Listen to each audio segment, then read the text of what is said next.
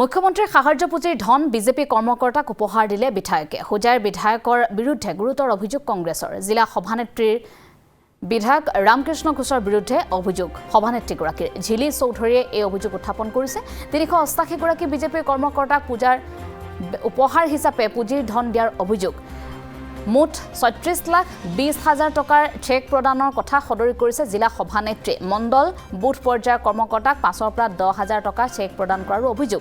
দুখীয়া ৰোগীৰ নামত অহা এই ধন কৰ্মকৰ্তাক প্ৰদান কৰাৰ এক অভিযোগেৰে সৰব হৈছে কংগ্ৰেছ। ঘটনাক লৈ সৰব হৈছে হোজাই বিজেপিৰ মণ্ডল উপসভাপতি ৰাহুল দে। বিধায়কগৰাকীৰ কাণ্ডক তীব্ৰ গৰিহণা দিছে সকলোৱে আৰু প্ৰতিক্ৰিয়াৰ সৃষ্টি হৈছে হোজাইৰ সচেতন মহলৰ মাজতো।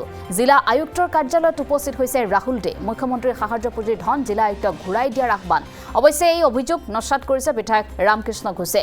কোনো বুথ মণ্ডলৰ কৰ্মকৰ্তাক মুখ্যমন্ত্ৰীৰ সাহায্য পুঁজিৰ ধন দিয়া নাই। মই দুখীয়া নিচলা ৰোগীক মুখ্যমন্ত্ৰীৰ সাহায্য পুঁজিৰ ধন বিতৰণ কৰিছোঁ। তাৰ মাজত মই চোৱা নাই কোন দলীয় কৰ্মী কোন বিৰোধী।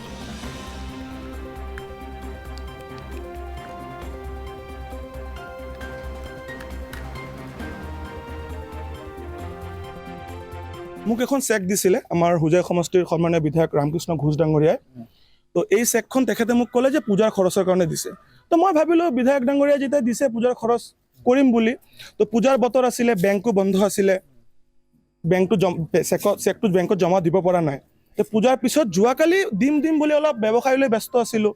দিম বুলি কৈ কালি যেতিয়া মই নিউজ চেনেল কেইটামানত দেখিলোঁ যে এইটো বিধায়ক ডাঙৰীয়াই দিয়া নাই, এইটো আমাৰ মুখ্যমন্ত্ৰী ডাঙৰীয়া যিটো চিফ মিনিষ্টাৰ ৰিলিফ ফাণ্ড সেইটোৰ পৰাহে টকা দিছে।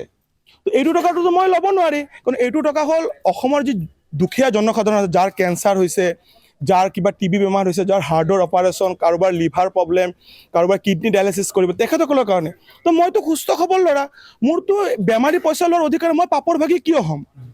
মোৰ যদি কেতিয়াবা প্ৰয়োজন পৰে মই মুখ্যমন্ত্ৰী ডাঙৰীয়াৰ পৰা বিচাৰি লওঁ যে মোক দিয়ক, মই বিপদত পৰিছোঁ। কিন্তু ১০,০০০ টকাৰ চেক, কিন্তু মই এই চেকখনটো ল'ব নোৱাৰোঁ, দুখীয়া মানুহৰ চেক।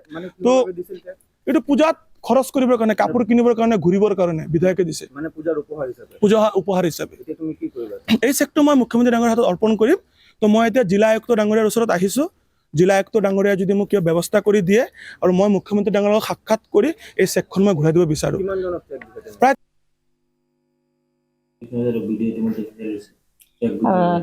তেওঁলোকে মানে বিজেপিৰ বেয়া সময় আহি আছে, এইটো আপোনালোকে চাৰিওফালে দেখিছে। তেওঁলোকে মানে এতিয়া সাংগঠনিক খুব দুৰ্বল, যাৰ কাৰণে তেওঁলোকে যিটো CM ৰিলিফ ফাণ্ড সাধাৰণতে দুখীয়া ৰাইজক, বেমাৰী বিশেষকৈ কেঞ্চাৰ বেমাৰীসকলক আগত দিয়া হৈছিল CM ৰিলিফ ফাণ্ডৰ পৰা। এই অনুদানটো তেওঁলোকে কৰ্মীহঁতৰ ভিতৰত বিতৰণ কৰি আছে। বিশেষকৈ বুথ কমিটি প্ৰেচিডেণ্ট আৰু মণ্ডল প্ৰেচিডেণ্ট তেওঁ চেক দি আছে, তেওঁ নিজে বিতৰণ কৰিছে। আমি এইটো ভিডিঅ' এটা ভাইৰেল হৈছে, মোৰ হাততো আছে। আৰু তেওঁ কৈছে যে আজিলৈকে কোনো বিধায়কে বোলে CM ৰিলিফ ফাণ্ড এনেকৈ পূজাৰ উপহাৰ হিচাপে দিয়া নাই, তেওঁ দিছে। এইটোতো উপহাৰ নহয়, এইটো মানে এটা স্বৈৰাচাৰী বিজেপিৰ মানে কৰ্মী ধৰি ৰখাৰ এটা প্ৰচেছ। ১০,০০০, ৫,০০০, ২০,০০০লৈকে তেওঁ চেক দিছে। ৩৮৮জন ৱাৰ্কাৰক, মানে তেওঁ বুথ প্ৰেচিডেণ্ট, মণ্ডল প্ৰেচিডেণ্টক তেওঁ দিছে পূজাৰ। তো ৰাইজৰে টকা, আজি CM ৰিলিফ ফাণ্ড হওক বা চৰকাৰী যি অনুদান, এইটো ৰাইজৰ টেক্সৰ পৰাই টকাবিলাক তেওঁলোকে মানে নিজৰ কৰ্মীক বিতৰণ কৰি তেওঁলোকে মানে নিজৰ স্থিতি ধৰি ৰখাৰ দিন আহি গৈছে। আৰে যিটো ভিডিঅ' ভাইৰেল হৈছে, এইটো মুখ্যমন্ত্ৰী ৰিলিফ ফাণ্ড। গৰীব মানুহক মই দিব নোৱাৰোঁ, অসুস্থ মানুহক মই দিব নোৱাৰোঁ, সেইটোৰ কাৰণে ফাণ্ডটো আছে। ক'ত লিখা আছে তেখেতসকলে যিটো ক্লেইম কৰিছে? যদি কোনোবা প্ৰুভ কৰি দিব পাৰে যে মই একপাক্ষিকভাৱে খালি বিজেপিৰ মানুহকে দিছোঁ, তেতিয়াহ'লে মই আজি ৰাজহুৱা জীৱন ত্যাগ কৰিম। মই ক'লোঁ আপোনালোকক, আজি ৰাজহুৱা জীৱন। কিছুমানে বিচাৰে যে মোৰ বদনাম হ'লোঁ, মই বদনামৰ কি কাম কৰিম? বিজেপি হওক, কংগ্ৰেছেই হওক বা যিকোনো মানুহে হওক, যদি কোনো পৰিবাৰৰ পৰা আহিছে দুস্থ, অসুস্থ আৰু মেডিকেল হেল্প লাগে, মেডিকেল হেল্প কি মই কৰিব নোৱাৰোঁ? কৰাৰ অধিকাৰ নাই মোৰ? তো মোক MLA হিচাপে কিয় পাতিলে? কিয় কিছুমান মানুহ লাগি গৈছে? তেখেতসকলে ইলেকশ্যন খেলিব, খেলক, কিন্তু মোৰ বদনাম কৰি। আৰু যিটো নিউজ ভাইৰেল কৰিছে, এইটো কি, ইয়াতে কি দেখুওৱা হৈছে যে মই কিছুমান কাৰ্যকৰ্তাক চেক বিতৰণ কৰিছোঁ মুখ্যমন্ত্ৰী ৰিলিফ ফাণ্ডৰ। সেইটো কাক দিয়া হৈছে আপোনালোকে চাবচোন, ফৰ্মবিলাক কোনোবা কেঞ্চাৰ পেচেণ্ট, কোনোবা হাৰ্ট পেচেণ্ট, কোনোবা তেনেধৰণৰ দুৰাৰোগ্য ব্যাধিত ভুগি আছে। বা আপোনালোকে আজিও যে আহিলে ইয়াতে কি দেখিলে, মইতো সেইটোৱে কৰি আছোঁ, চব ৰোগী মানুহবিলাকৰ কাৰণে কৰি আছোঁ।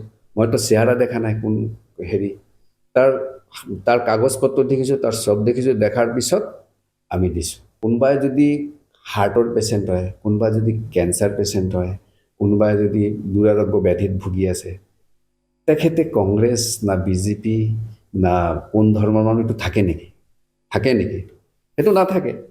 তো সেই হিচাপে দিয়া হৈছে। তো সেইটো লৈ অমুকে কংগ্ৰেছক তাক কিয় দিয়া হ'ব, অমুকে বিজেপিক তাক কিয় দিয়া হ'ব, অমুকে UDF।